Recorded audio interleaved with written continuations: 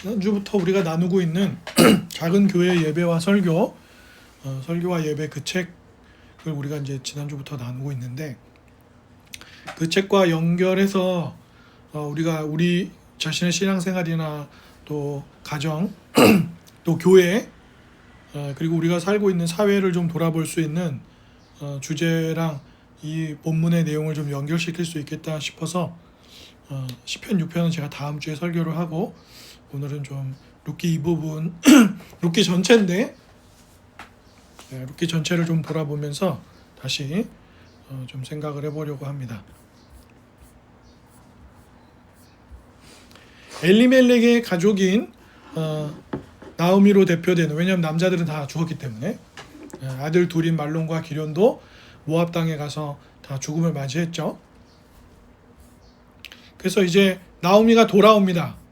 나오미가 돌아온 이유는 고향 땅에 다시 하나님이 은혜를 베푸셔서 흉년으로 인한 먹지 못함이 아니라 다시 은혜를 베푸셔서 먹을 수 있다는 소망에 관한 이야기를 듣고, 어차피 이제 모압 땅에서 할 수 있는 게 아무것도 없죠. 자기를 지킬 수도 없고 남편과 아들 둘이 다 사망을 했기 때문에. 그래서 며느리들도 각 가정으로 돌려보내는데, 처음엔 따라오다가 이제 첫째 며느리 중에 한 명은 울며 슬퍼하면서 고향으로, 가정으로 돌아가고, 근데 우리가 잘 알고 있는 룻만 이제 나오미에게 고백하면서 어머니 하나님이네, 하나님이십니다 라고 고백하면서 따라오게 됩니다.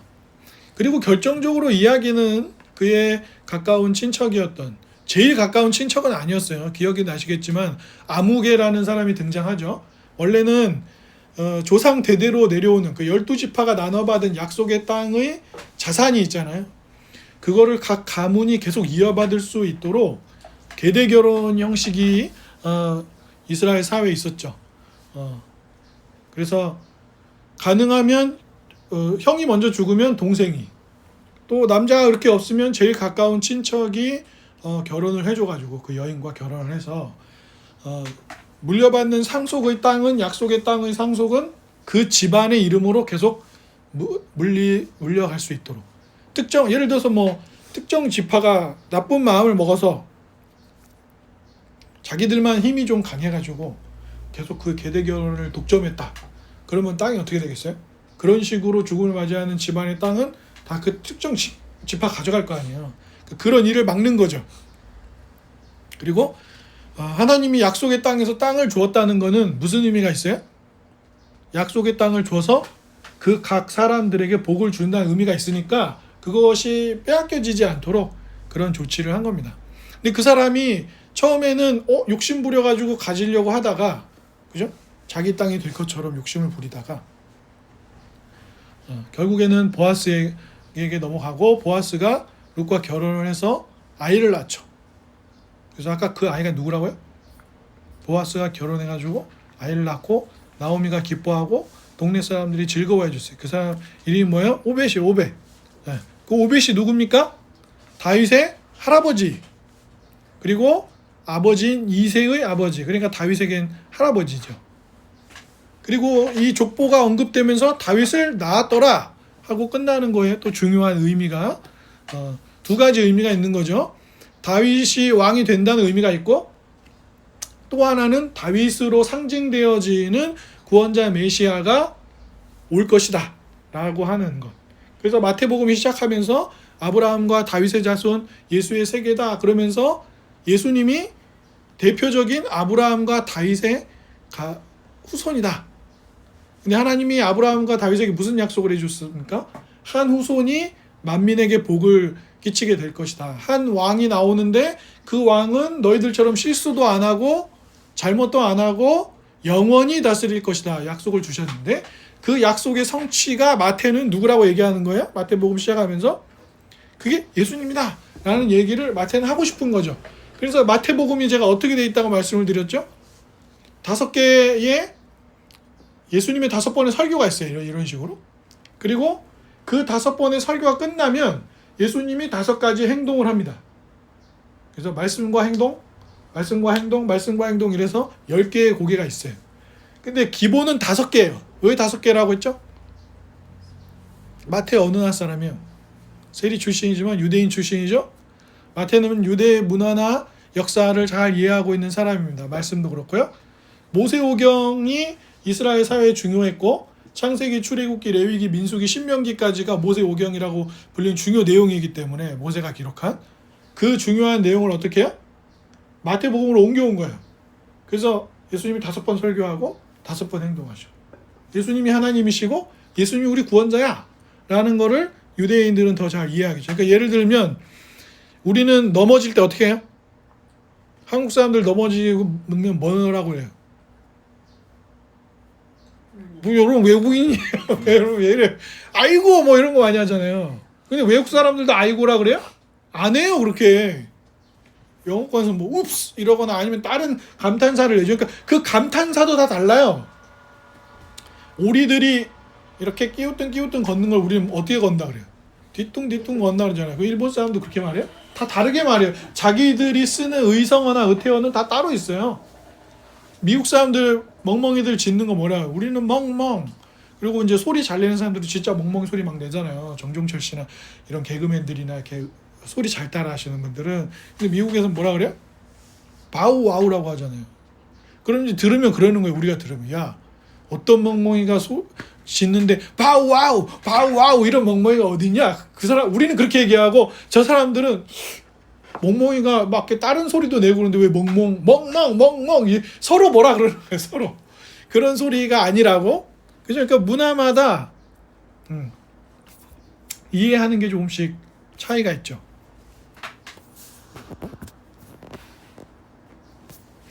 어쨌든 그렇게 마태복음이 구성이 돼 있고 그것이 성취되었다는 얘기를 마태복음만 하는 게 아니라 룻기도 다윗을 낳았어 그 얘기를 하면서 단순히 다윗 왕조 다윗의 집안 얘기를 하는 게 아니라 다윗을 낳고 그 이어져서 쭉 성경이 전체로 되어 있으니까 그죠? 드라마 한 편이 채울이 선정의 아들이래요. 그러면 주스를 쭉 흘리면서 드라마는 끝나지만 그 드라마 시리즈 전체 내용이 있잖아요. 그죠? 마찬가지로 다윗을 낳았더라 하고 룻기는 끝나요. 그리고 룻은 단 한 번도 구약이 안 나와요. 룻기를 전후로 해서 룻이 나옵니까? 룻에 대한 이야기가 룻기 말고 룻에 대한 이야기를 하는 본문은 없어요. 그죠? 마태복음에도 잠깐 룻의 이름이 등장할 뿐이죠. 나오지 않아요. 근데 그렇죠? 하지만 그것을 통해서 성경이 하고자 하는 핵심 얘기로 이어지는 스토리가 이어지도록 하는 것이죠. 그래서 그때 나오미가 고향 땅에 돌아왔을 때 나를 더 이상 나오미라고 부르지 마세요. 그죠? 그러면서 자기의 삶은 어떻다고 고백합니까? 내 삶은 텅 비어버렸습니다. 내 삶은 텅텅 비어 있어요. 그렇게 얘기합니다. 남편을 다 잃었고, 그죠? 그리고 또 나오미가 살았던 시절이 사사시대예요. 사사시대. 그때가 어떤 시절이었습니까? 하나님이 이스라엘 백성들의 왕이신데 이스라엘 백성들은 딱 사사기의 핵심 한 문장이 뭐예요? 그때 왕이 없었기 때문에 사람들이 각자 자기 소견에 옳은 대로 살았다. 그게 사사기를 딱 한 줄로 요약할 수 있다면 사사기에 기록되어 있는 그 말씀이에요. 집안을 일으킬 수 있는 남편과 아들들이 다 죽었고 왕이 없이 자기 마음대로 살던 시절에 살았던 사람이고 뭔가 먹을 것이 있다고 생각해서 모압 땅으로 갔다가 돌아온 다 잃어버린 사람이었어요. 게다가 이 나옴이랑 룻은 어땠습니까? 유대 사회 안에서 경제적으로 소외되고 사회적으로 소외된 사람들이에요. 경제적으로 최하층, 가장 약자가 되어 돌아왔잖아요. 그래서 룻이 했던 일이 뭐예요? 밖에 나가서 고깃집 가서 설거지 했어요? 아니 뭐 석쇠를 닦았습니까? 이삭 줍는 거예요. 이삭 줍는 거는 유대사회에서 누가 하는 거죠? 가장 가난하고 힘없는 사람들. 그래서 그 사람들을 하나님께서 율법에 어떻게 그 사람들의 삶을 보장하도록 하셨습니까? 나는 누구의 하나님이라 그랬어요? 하나님이? 나는 고아와 과부의 하나님. 그 고대 사회에서 가장 약한 사람들, 보호자가 없는 사람들, 그 사람들이 누구예요? 대표적으로 고아와 과부예요. 하나님이 실제적으로 고아와 과부만의 하나님이라고 말씀하신 게 아니라 당시 고대 사회 안에서 가장 가난하고 가장 힘이 없고 사람들이 조롱하고 차별하고 혐오하기 딱 좋은, 괴롭히기 좋은 사람들이 고아와 과부예요. 그러니까 그래서 예수님이 나중에 마태복음 23장 24장 넘어가면서 그러잖아요. 가장 작은 소자 한 사람에게 물을 떠주고 먹을 것을 주고 입을 것을 주면 그거 나한테 한 거야. 그러니까 사람들이 주님, 우리가 언제 주님께 물을 드리고 옷을 드리고 했습니까? 라고 천국 간 사람들은 그렇게 말하고, 지옥의 판결을 받는 사람들은 언제 우리가 주님한테 물을 안 드리고 무시하고 밥을 안 드리고 먹을 거 안 주고 그렇게 살았나요? 그러니까 예수님이 너희들이 별거 아니라고 생각하는 사람들, 너희들이 무시하는 사람들, 너희들이 혐오하고 차별하는 사람들, 너희들이 하찮다고 생각하는 사람들, 내게 대하는 삶의 태도가 곧 나에게 하는 것이다. 그렇게 말씀하시죠. 그런 사람으로 돌아왔어요. 그런데 실제로 나오미가 맞이한 텅 빔의 위기의 핵심적인 의미는 죽음이죠. 죽음. 하나는, 첫째는 죽음이에요. 안정적인 삶을 찾아서 떠났는데 고대 세계에서 보호자를 잃고 남편을 잃고 아들을 잃고 경제적으로나 군사적으로나 자기를 보호하고 지켜줄 삶으로부터 죽음을 맞이했어요. 당장에 남편과 아들들이 없다는 건 당장 죽을 수도 있다는 얘기거든요. 여러 의미에서. 또 루시 놀라운 고백을 하고 따라왔죠. 그렇지만 가부장제가 남자 중심으로 이루어진 사회 속에서 나오미는 루시 그렇게 소중한 존재라는 걸 인식을 못해요. 그러니까 따라왔고 이삭도 죽고 그러는데 룻기 본문을 잘 읽어가시다 보면, 길지도 않지만 앞부분을 읽으면 나오미가 룻을 뭐 굉장히 챙기고 있다거나 그러지 않아요. 오히려 본인은 약간 정신줄을 놓고 있어요. 왜냐하면 내 인생은 텅 비었어, 내 인생은 다 끝났어, 이러고 있으니까. 두 번째는 이 텅 비었다는 게 하나님을 오해하고 잃고 있는 삶이에요. 하나님께서 자신의 삶을 이끌어 가신다, 주관하신다, 다스리신다, 통치하신다고 고백은 하지만 이 고백은 하나님을 아는 분명한 지식과 경험이 녹아져 있지 않아요. 말씀을 듣고 이해할 수 있습니다. 깨달을 수 있어요. 그러나 부모님이 나를 사랑한다는 걸 알죠. 그런데 실감을 못하는 경우가 많아요. 실감을. 그죠? 가끔 어린 아이들을 보면, 슈퍼맨 같은 영화 보면, 진짜 요즘은 그런 애들이 별로 없는 것 같기도 한데, 어린 애들 보면 어때요? 진짜로 엄마가 갖고 있는 빨간 보자기 같은 거 목에 메고 옥상 가서 막 뛰어내린단 말이야. 왜 그래요? 슈퍼맨이 하늘을 날아다니는 게 멋있는데 왠지 자기도 할 수 있을 것 같은 거예요. 조금 비슷하게. 아직 아이들이 자기 몸에 대한 이해나 이런 게 별로 없으니까 뛰어내리는 거예요, 옥상에서. 네. 자기가 인간이고 자기가 슈퍼맨이 아니라는 걸 알긴 알죠. 너 슈퍼맨 아니잖아. 그러면 네, 대답한단 말이에요. 근데 실감을 못하는 거예요. 실감을. 그래서 왜 가끔 수면 마취 같은 거 이렇게 위장 내시경 할 때 수면 마취 하면 어떤 분들은 몸을 그러니까 이제 막 깰 때, 막 깨거나 아니면 중간에 갑자기 깨버릴 때 이게 잘 안 돼가지고 다른 분들보다 잘 약이 안 들어서 깨거나 그러면 갑자기 막 몸을 휘두르고 그러면서 막 엄한 소리를 한단 말이야. 막 그게 내가 그런 게 아니야. 막 이러면서 막 실감을 못 하는 거예요, 지금. 약간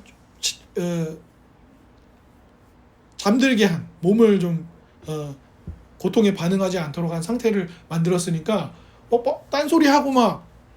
그래서 어떤 분들은 일부러 남편 데리고 위장 내시경 하러 간다잖아요. 일부러 위장 내시경 하자, 건강 위해서 하자 해놓고 계속 옆에서 보고 있는 거예요. 뭐 어디 미숙이 이름을 부르나, 나 돈을. 그래서 남편한테 막 물어보는 사람도 있어요. 그때 그 돈 거기다 넣어놨어? 서랍장에 넣어놨어? 그럼 갑자기 남편이 막 대답을 하는 거예요. 자기도 모르니까 모르니까 막 대답하는 거예요. 거기에 들어있어. 30만 원 들어있어. 그럼 이제 아내가 집에 와서 확인해 보는데 있다. 그러면 이제 그날은 집에서 편하게 잘 수 없는 그런 순간이 이제 찾아오기도 하는 것이죠.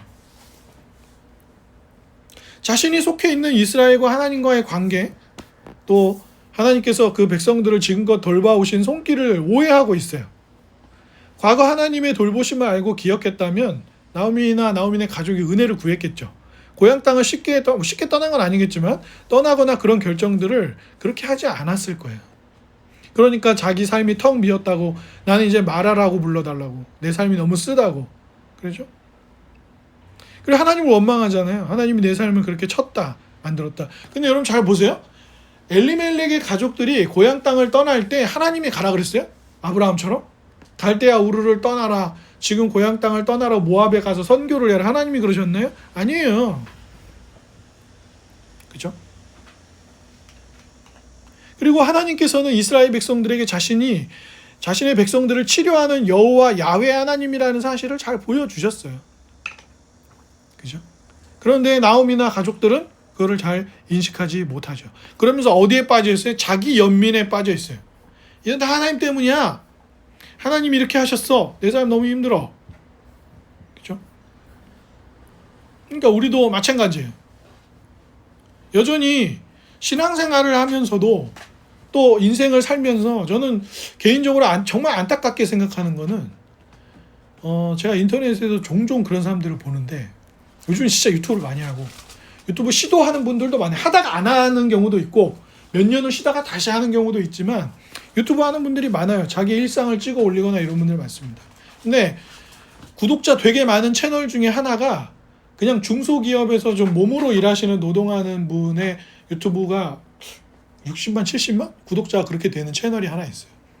근데 그분이 뭘 찍어 올리냐면 하루 종일 노동하고 집에 와가지고 밥 먹고 자기 일상 얘기하는 거로 찍는 정도가 다예요. 근데 사람들이 그걸 봐요. 그게 몇십만이나 되는 사람. 왜 볼까요? 그 사람이 받는 월급이나 이런 것도 다 공개를 하거든요. 그러니까 얼마 안 돼요. 그러니까 우리나라 그런 체계에 따지면 월급이 얼마 안 돼요. 200만 원 언저리인 것 같아요. 그냥 세금 떼고 그러면 200만 원 왔다 갔다 하는 것 같아요. 물론 많은 금액을 버는 게 아니잖아요. 물론 아직 혼자, 제가 알고 있기로 혼자 계시는 걸로 알고 있는데, 그런데 그분이 이런저런 얘기하면서 난 이렇게 해서 200만 원 벌고 이렇게 하지만 특별히 막 어디에 과소비를 하지 않고 뭐 쓸 때는 이렇게 쓰고 나는 이거 가지고 이렇게 살아요. 그러니까 사람들이 거기 너무 공감을 하는 거예요. 왜냐하면 실제로 우리나라 임금 체계 구조 안에서 월급을 막 그렇게 400만 원, 500만 원 받는 분들 많지가 않아요. 대부분 다 상위권이에요. 나머지 분들 대부분 그렇지 않게 살아요. 근데 그 사람이 그냥 그렇게 사는 거 보고 퇴근해서 소주 한잔 마시고 이런 거를 너무 공감을 하는 거죠. 그런데 한국 사회는 실제로는 어떠냐면, 제가 나중에 저는 우리 김채울 형제가 워킹홀리 비자 받아서 뭐 뉴질랜드 가든지 호주 가든지 거기 가가지고 이제 백인 우월주의에 빠진 그 오너를 만나가지고 막 영어로 욕도 먹고 두드러 맞으면서 양들과 함께 자고 이런 일을 한번 해보기 바랍니다. 그러니까 그런 워킹홀리를 외국 나가서 제가 왜 그걸 왜 원하냐면, 자꾸 한국에만 있으면 우리는 한국에만 익숙해져요. 그러니까 다 이렇게 사는 줄 알아요.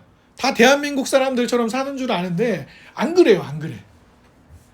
외국 나가면 이제 우리나라가 정말 많이 벌고 이런 나라 됐기 때문에 외국 나가면 이제 요즘에 일본 유학생들이나 이런 일본에 오래 사신 분들이 다 뭐라 그러냐면, 이제 한국이 훨씬 음식도 비싸고 다 그렇다고. 일본보다 다 그렇게 돼 있다고. 그죠? 그리고 여전히 뭐 어딘가를 가면 다 삼성 TV가 있고 LG TV가 있고 막 그런단 말이에요. 그리고 요즘 일본 분들 중에서 또 의외로 한국 차 가지고 운전하시는 분들 생각보다 꽤 있어요. 아주 적거나 그러지 않습니다. 제가 그래서 보니까 어떤 일본 할아버지가 기아차 끌고 다니시더라고요. 기아에서 새로 나온 그 전기차인지 뭔지 전 EV3인가? 뭐 전 모르겠는데 그 차 막 운전하시더라고요. 자기 딸을 데리러 한국 남자와 한국 사위가 있는 일본 그 부인의 아버지죠. 장인어른이 그 차가 좋다고 자기는 그래서 타고 다니신다고 그렇게 하더라고요. 옛날 같으면 일본 사람들이 그러겠어요. 지금도 일본이 차 관련해서는, 차나 오토바이 관련해서 자기 자부심이 있는 사람들인데 다른 나라 차 잘 안 탄단 말이에요. 또 경차들 많이 다니고 또 차 유지비나 이런 게 많이 들고 주차비도 많이 들고 관리비가 많이 드니까 차 없는 분들도 많고, 이제 지방에 조금 계신 분들은 많이 갖고 다니죠. 그러니까 우리나라에만 자꾸 있으면 우리나라 사람들처럼 그 유행, 다 남들 가보는 거, 남들 다 해보는 거, 마치 서울대나 정말 연고대 나와야 인생이 어떻게 될 것 같고, 그러니까 그거에 너무 익숙해져서 우리는 자꾸 살아가는 거예요. 나오미와 가족들도 마찬가지 아닙니까? 하나님의 백성이고 하나님의 말씀이 있고 하나님을 믿고 의지하는 삶을 살 수 있도록 이스라엘 백성이잖아요. 그죠? 엘리멜렉의 가족들이. 근데 정작 원했던 거는 먹고 사는 거죠. 그러니까 더 나은 삶이라는 게 어떤 삶이에요? 하나님의 백성으로서 여기서의 삶을 견뎌내고 이거를 이겨내고 하나님의 돌보심을 경험하는 게 아니라 자기들이 생각하기에 더 나은 삶이 있는 거예요. 그거를 찾아간 거잖아요. 마찬가지예요. 오늘 우리는 여기를 살면서 더 나은 삶이 있다고 생각해요. 옛날 어른들은 그래서 뭐예요? 가족들을 위해서 정말 많이 희생하면서 특히 아버지들이 가부장제 우리도 왔으니까 일터에 가서 막 죽도록 일만 하고 그 나중에 은퇴 나이가 되니까 뭐예요? 자기 자식들 크는 것도 제대로 못 보고 대화도 못 나누고 그러니까 자식들하고 별로 할 얘기가 없고 외롭고, 그죠? 특히 배우자 한 분이 돌아가시면 더 외로워지고 삶이 좀 헛헛하고 그걸 메꿀 만한 뭐가 없어요. 왜냐면 우리는 어린 아이들을 위해서도 뭐가 많이 없지만 어른들을 위해서도 뭐가 별로 없어요. 그래서 제가 가끔 요즘엔 잘 안 가고 특히 여름 되면 제가 잘 안 가는데 밖에 잘 안 나가니까 타임스퀘어 가보면 타임스퀘어에 교보문고가 있잖아요. 영등포 지점이 있거든요. 제가 갈 때마다 보는 어르신이 한 분 있어요. 그 어르신은 거기를 출근을 하는 것 같아요. 제가 딱 봐도 저는 몇 번을 안 가는데 맨날 계시는 거면 그렇다고 제가 오늘만 맞춰서 오시지는 않을 거 아니에요. 저를 모르는데. 근데 그분이 항상 있어요. 근데 그분은 뭐 하고 계시냐면 하루 거의 반나절 이상은 그냥 교보문고 와가지고 책 보시는 것 같아요. 뭐든 읽고 있어요. 계속. 아마도 자기 직종에서는 은퇴를 하시는 나이가 된 것 같아요.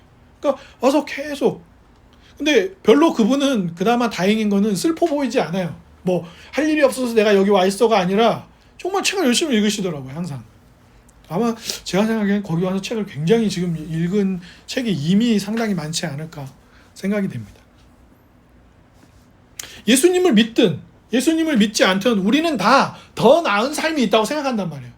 돈을 많이 벌면 내 집 장만을 하면 내가 원하는 드림카, 아직도 드림카 람보르기니에요? 서울 시내에서는 제대로 못 끌고 다니는 거 알죠? 네. 그런 뭐 드림카, 꿈꾸는 집, 전원주택, 그죠? 막 그런 거 우리는 생각을 한단 말이에요. 더 나은 삶이 있어. 그러니까 특히 한국 사회 안에서 더 나은 삶. 롯데타워에 있는 거기 주거지가 있잖아요. 롯데타워에. 롯데타워에서 살고 싶다. 뭐 시그니엘에 살고 싶다. 뭐 어디 유명한 어디 그런 단지 이름만 대면 알만한 아파트 단지에 살고 싶다. 그죠? 막 50억 60억 한다는 그런 집에 살고 싶다. 공부를 더 잘하고 싶다. 서울대에 가고 싶다. 하버드에 가고 싶다. 유명인이 되고 싶다. 셀럽이 되고 싶다. 그 더 나은 삶을 향해 추구하지만 그 끝에는 사실 우리가 원하는 것이 그닥 기다리고 있지 않아요. 지금 일론 머스크가 하고 있는 것 중에 하나가 뭐죠? 화성에 가는 거기도 하지만 기후위기나 이런 게 정말 더 심해지고 있기 때문에 몇십만 년, 몇백만 년 동안 1도가 올랐어요. 지구가. 그건 괜찮았대요. 그건 적응을 할 수 있는 거니까. 근데 최근에 100년 만에 1도가 올랐어요. 수십만 년에 이루어지는 동안 올라가는 1도가 100년 만에 올라간 거예요. 그러니까 되게 위기의식을 느끼고 있는 거죠. 그러니까 과학자들은 어떤 좀 과격한 과학자들은 지금 다 멈춰야 된다고 얘기합니다. 아예. 이대로 가면 온도가 올라가는 걸 더 이상 막을 수 없고 그 임계점이 지나면 지구는 진짜 큰일 나는 거예요. 인간들이 다 죽음을 맞이해야 되는 상황이 올 수도 있습니다. 화산 지진 그런 건 아무것도 아닙니다. 아무것도 아니에요. 이미 지금 난리잖아요. 막 가뭄인 지역이 있고 폭우가 오는 지역이 있고 최근에도 영국에 제가 BBC 뉴스를 봤는데 비가 어떤 식으로 오냐면 태풍 불듯이 비가 와요. 그러니까 그냥 비가 이렇게 오는 게 아니에요. 많이 이렇게 오는 게 아니라 물이 막 몰아쳐요. 온 동네를. 그러니까 창문에서도 막 비가 들이치고 광풍이 불고 그게 다 기후변화 때문이라는 거예요. 그러니까 어떤 식으로 뭐가 나타날지가 예측하기가 힘든 상황이 되는 거죠. 그러니까 일론 머스크 지금 뭐 하려는 거예요? 화성도 갈 준비를 하고 있고, 그 다음에 하는 게 뭐예요? 이 뇌 옮기는 거 계속해요, 그 사람. 거기에 돈 투자를 굉장히 많이 하고 있어요. 그래서 일론 머스크 어떻게 하고 싶은 거예요? 계속 살고 싶은 거예요. 뇌만 옮기든 내 기억만 옮기든 어떤 식으로 해서든지 이 몸을, 죽음에 가까워지는 이 몸을 좀 막을 수 있고 방지할 수 있는 일들을 하려고 하는 거죠. 요즘 사람들이 관심 많은 게 뭐죠? 저속노화예요. 저속노화. 노화를 완전히 막기는 어려우니까 최대한 건강한 상태로 나이 들어가도록 저속노화, 렌틸콩 들어간 밥 먹고 단백질 위주의 식사를 하고, 만보가 아니라 한 4, 5천 보만 걸으면 효과는 비슷하대요. 4, 5천 보를 걷고 선크림을 열심히 바르고 그러면서 최대한 건강하게 죽음을 향해 가는 길을 가죠. 그런데 다들 알고 있는 거예요. 그런데도 결국에 뭐는 막기 어렵다? 죽음은 막기 어렵다는 걸 너무 잘 알고 있는 거예요. 하버드에 갈 수도 있고, 돈을 많이 벌 수도 있고, 내 집 장만을 할 수도 있고, 지식을 늘릴 수도 있고, 사람들에게 유명해질 수도 있습니다. 그런데 뭐는 막지 못합니까? 죽음은 막을 수가 없는 거예요. 그러나 이제 머스크 같은 사람은 그것도 막으려고 시도를 하는 것이죠.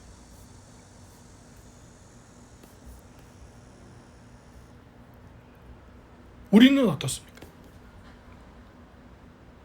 다들 예수 믿는다고 하니까 다 믿는 것 같지요. 다들 착하게 옳은 방향을 향해 살아가니까 다 좋은 결과나 괜찮은 삶의 안식이 있을 거라고 생각합니다. 그러나 그렇지 않아요. 우리는 인생을 오해하고 있는 것입니다.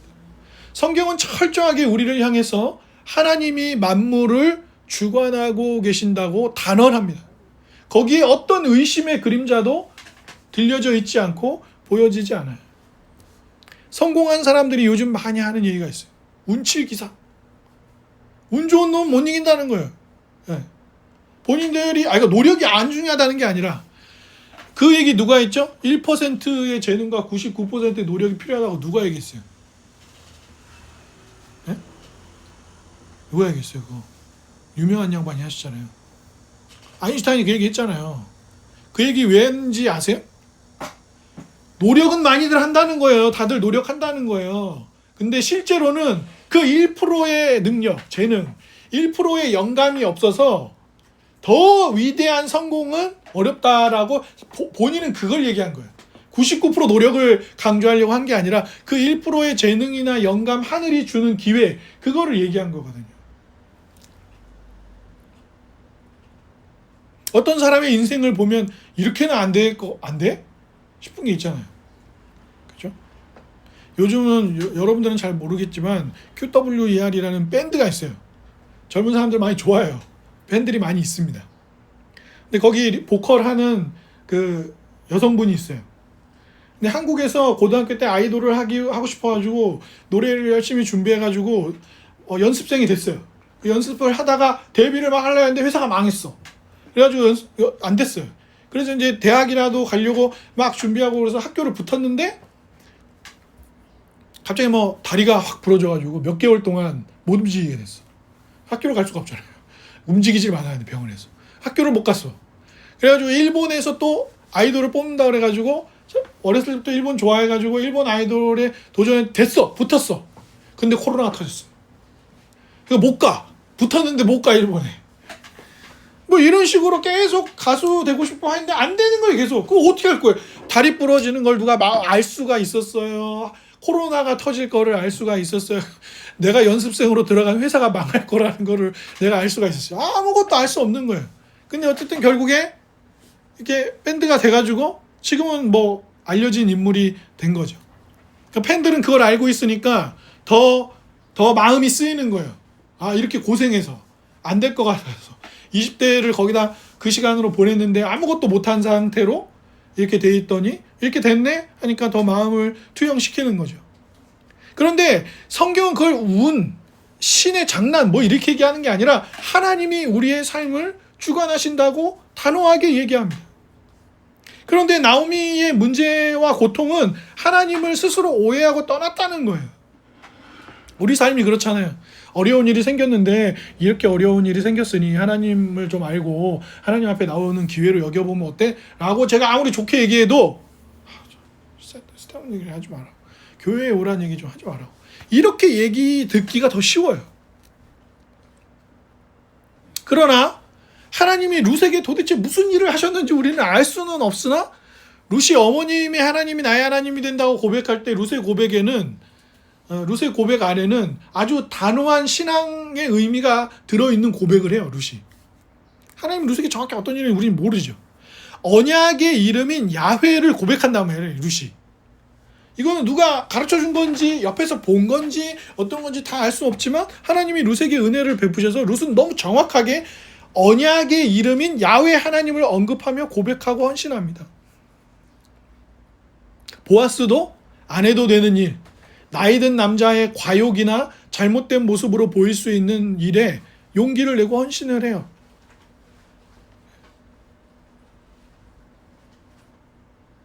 그리고 나오미는 또 룻에게 신앙을 강요하지 않았습니다. 다투거나 논쟁하거나 개종하거나 너 교회 안 나면 우리 아들이랑 결혼 못해 뭐 이런 식으로 대하지 않아요.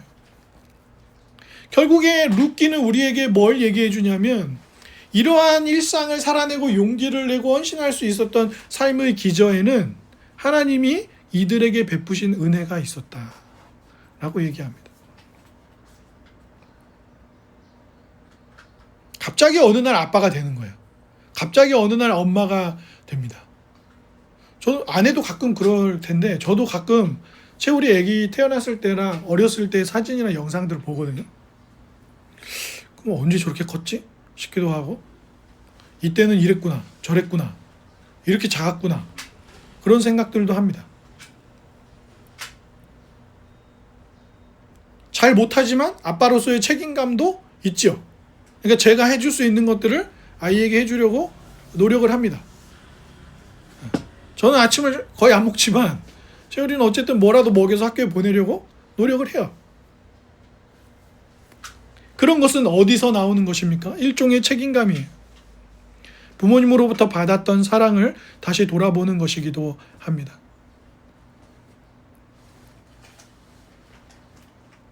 유진 피터스는 이 룻기를 그래서 우리가 오늘 하고 있는 얘기를 이렇게 얘기해요.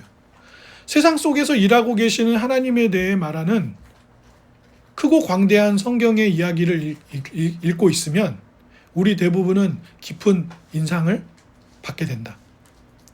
말씀으로 세상을 창조하시는 하나님, 위대한 조상들을 통해 믿음의 삶의 기초를 놓으시는 하나님, 참혹한 종살이 가운데 있던 백성을 해방시켜서 자유롭게 순종하는 사랑으로 이끄시는 하나님. 그 하나님 앞에서 기쁘게 책임을 다하는 지도자를 일으키시고 그러한 삶에 따르기 마련인 고난의 여정에서 안내자가 되게 하시는 하나님에 대한 이야기를 듣는다. 실로 우리는 이 이야기를 읽다 보면 깊은 인상을 받는다. 그러나 그 이야기가 너무 크고 인상이 깊어서 때로 우리는 소외감을 느끼기도 한다. 성경을 읽는 우리를 얘기하는 거예요. 전혀 인상적인 것이 없는 아주 평범한 일상을 살아가는 우리. 그런 이야기들은 그저 너무 먼 별세계의 이야기처럼 들리는 것이다. 우리는 스스로에게 실격 판정을 내린다. 죄 때문이든 자기 고집 때문이든 다른 어떤 요소들 때문이든 이 멋진 성경 이야기에 나는 어울리지 않는 사람이구나. 나는 왠지 신앙이 부족하고 따라서 이런 거대한 하나님의 구원의 이야기들과는 어울리지 않는다고 결론을 내리는 것이다. 그런데 성경을 한 장 한 장 넘기다가 어느 외딴 마을에 사는 두 과부와 한 농부의 이 작은 룻기 이야기를 우리는 만나게 된다. 이렇게 얘기합니다. 그러면서 룻기를 제외하면 다시는 등장하지 않는 이 룻과 나오미를 통해서 하나님이 어떤 일을 이루시는지, 왜 메시아가 오는데, 왜 메시아가 이 땅에 오는데 그 중요하다는 인물인 그것을 상징하는 다윗이라는 사람을 낳는 이스라엘의 두 번째 왕이자 이스라엘 사람들이 다 사랑하고 좋아하는 왕인 그의 이야기를 하는데 왜 그를 낳은 이가 외국에서 온 차별받는 한 여인이고 폭삭망한 집안에서 태어난 아들로 다윗을 이야기하는 것인지, 그리고 왜 그런 집안의 사람으로 예수님이 구원자로 오셨는지를 하나님은 막 이순신 장군이 막 거북선 다 때려부시고 이런 이야기를 하는 게 아니라 너무 초라하고 보잘것없고 다 망하고 텅 비어버리고 이것저것 쫓아다니다가 삶이 텅 비어버린 두 여인과 나이든 아저씨, 할아버지를 등장시켜서 그 위대한 얘기를 이어가고 있다고 성경에 등장시킨다는 거예요. 우리는 늘 이것저것 다른 행복을 찾아다니는데 말입니다. 룻은 오래전 디즈니 속 해피엔딩의 주인공이 아닙니다. 남자 잘 만나서 행복해진 여자가 아니에요. 가족이 중요하다고 말하는 전통 속에서 가족에게 돌아가지 않았어요. 그죠? 적대적인 타 민족과 결혼합니다. 남성 우월의 문화 속에서 7 아들보다 낫다는 칭송을 받게 돼요. 룻은. 첫째가 아니라 둘째, 매력적인 여인이 아니라 매력적이지 않은 여자, 부자가 아니라 가난한 일을 통해서 일하시는 하나님이 계신다는 것을 우리는 이 룻기를 통해 보게 됩니다. 누구나 은혜로 구원을 얻지요. 진짜 가난해져서 자기를 헌신하고 내어준 분이 계십니다.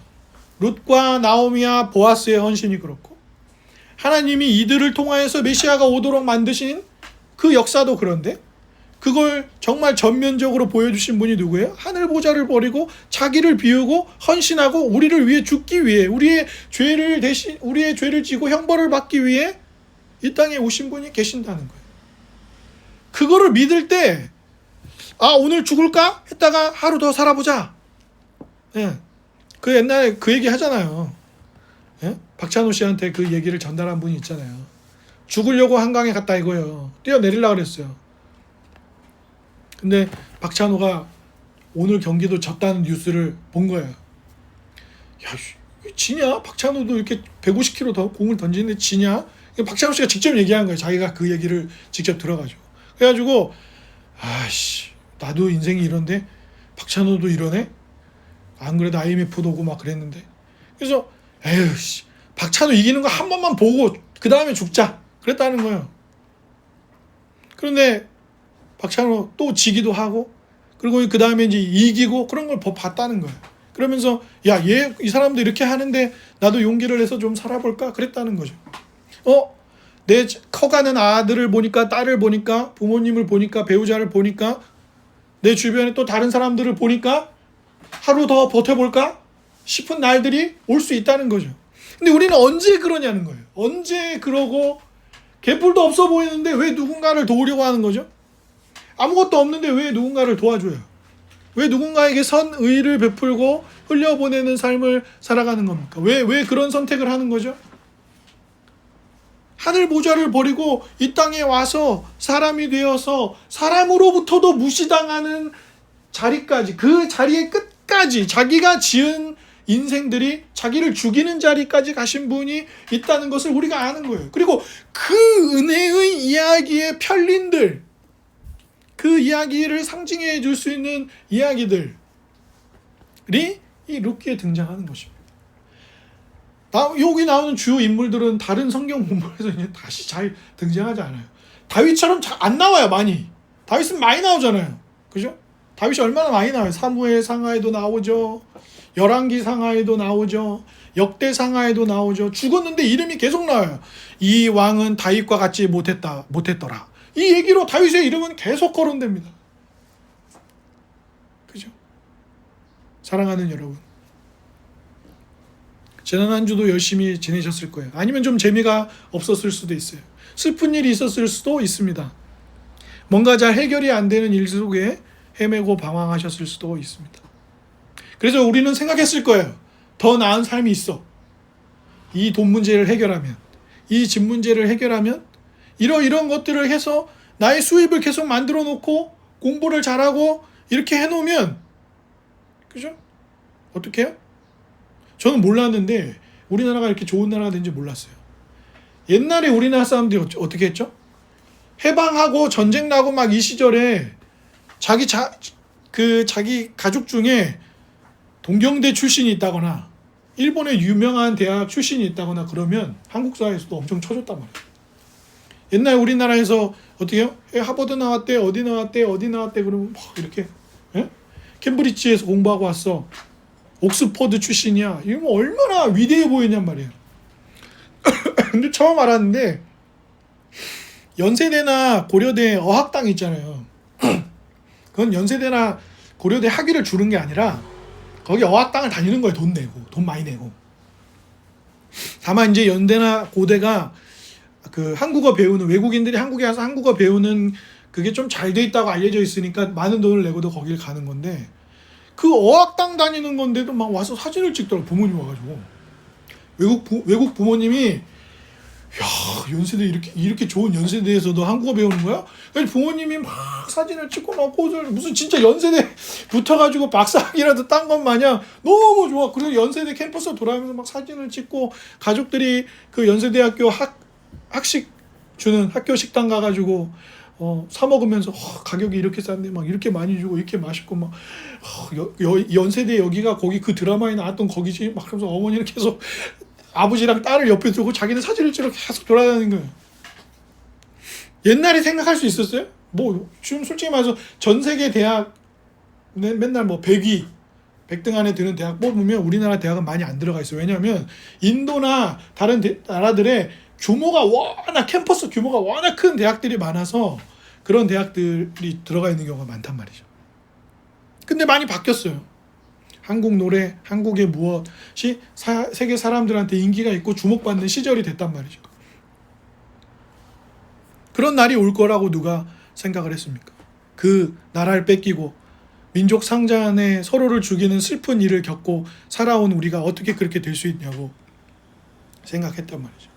아무도 옛날 50년 전 60년만 해도 한국이 선진국 될 거야, 한국이 이렇게 될 거야, 한국이 이런 문화적인 힘을 가진 나라가 될 거라고 아무도 생각하지 않았어요. 그냥 미국 군인들이 가다가 이렇게 이런 꼬질꼬질한 애 하나 보면 초콜릿이나 던져주면 얘 초콜릿 받고 너무 좋아, 땡큐 이러고 다니는 나라였을 뿐이죠. 이렇게 될 거라고는, 이렇게 됐지만 우리는 아무도 그렇게 상상할 수 없었고, 민주주의의 보루라고 얘기했던 미국보다 더 민주주의를 잘하는 나라가 우리가 될 거라는 상상도, 물론 그것 때문에 우리는 고통을 많이 치렀지만 슬픔을 많이 겪었고 그러지 못했단 말이죠. 야, 저 뭐 함께 지어져가는 교회 몇 명 모이지도 않고 뭐 제 다니는 학교나 그런 거 별 볼 일 없고 우리의 삶이 세상 속에서 그렇잖아요.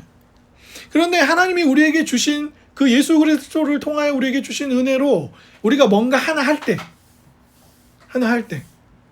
세상은 우리에게 주목하지 않고 아무 일도 일어나지 않지만, 그리고 우리가 봐도 내 인생 하나 없어진다고 세상이 어떻게 돼? 라고 생각하고 실제로도 그렇지만, 하나님은 우리를 통해서 어떤 일들을 하고 계신다. 하나님은 우리를 통해서 뭔가를 하고 계시는 거예요.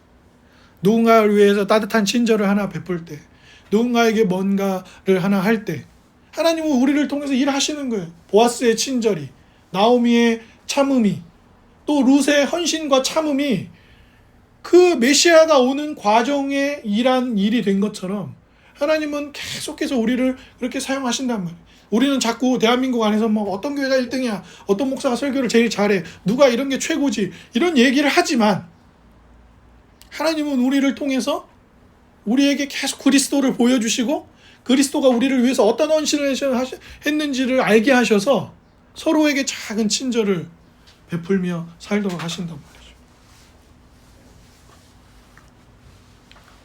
너무 높아지려고, 너무 위대해지려고, 너무 세상이 말하는 잘된 삶을 살려고 하지 마십시오. 여러분에게 주어진 자리를 잘 살아가십시오. 그러면 세상이 위대하다고 말하지 않고, 우리가 뭐 시그니엘 같이 좋은 집에 살면서 막 음식물 쓰레기 버리는 것도 너무 편하고 뭐 냄새도 안 나고 벌레도 안 나고 이런 집에 살 수 있지만 그거 고작 길어야 100년이 안 됩니다. 그러나 우리 주 예수 그리스도가 우리에게 주신 영생의 삶과 부활의 놀라운 삶은 영원한 거예요. 그것으로 우리는 누군가에게 헌신하고 친절을 베풉니다. 그때 이야기하면 됩니다.